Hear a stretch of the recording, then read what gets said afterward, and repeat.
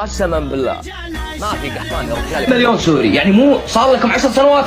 يلا ايش فيكم يلا يلا اليوم مزاج طق ما ابي ولا مواطن سعودي هني. فيكم قثه فيكم رحوج قاعد اطبل لكم انا فنان. الا ام السعوديه يحط علامها عادي. لا السعوديه ما نزوج يمنيين. فلسطينيه فاضي لك انا يا ولد قضيتك انت قضيتك الفلسطينيه هذه مبيوع عن زمان. اهلها ما يبعدلون عدلها انا. ثانيه كذي اول ما ادخل السعوديه ان شاء الله اجي الحفر اقطع طال عمرك خزران كم واحد هناك كل حي كل هجره امشي فيها طب خزران انا. انتم ما ينفع معكم الخياسرين كلام ما ينفع وياه. قسما بالله ما في قحطان يا رجال بتقبل طال عمرك. بنت عمك يا ولد مشهور بنت عمك خلص الله يتسبح على المرجله. الله على ابو المرجله اللي تعرفونه. مليون سوري يعني مو صار لكم 10 سنوات حرب ولا دعوه استجابت. يعني في شيء غلط يعني الله سمع دعائكم قال لكم لا يا اخي ردوا اوطانكم انتهى الموضوع. انا طال عمرك من دول الخليج.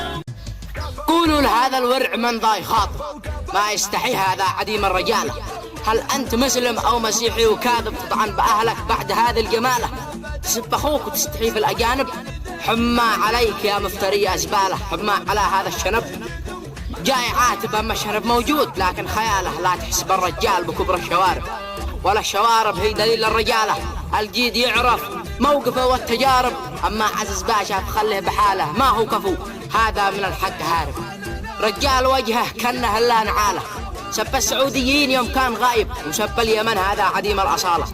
دم الفلسطيني وما هوش حاسب هذا عديم الاصل وسع جداله اجناس مثله قتلهم صار واجب. بس الغلط ما هوش منه لحاله التربيه ذي هي من الاصل خارب حما على من ما يربي عياله. سلامكم.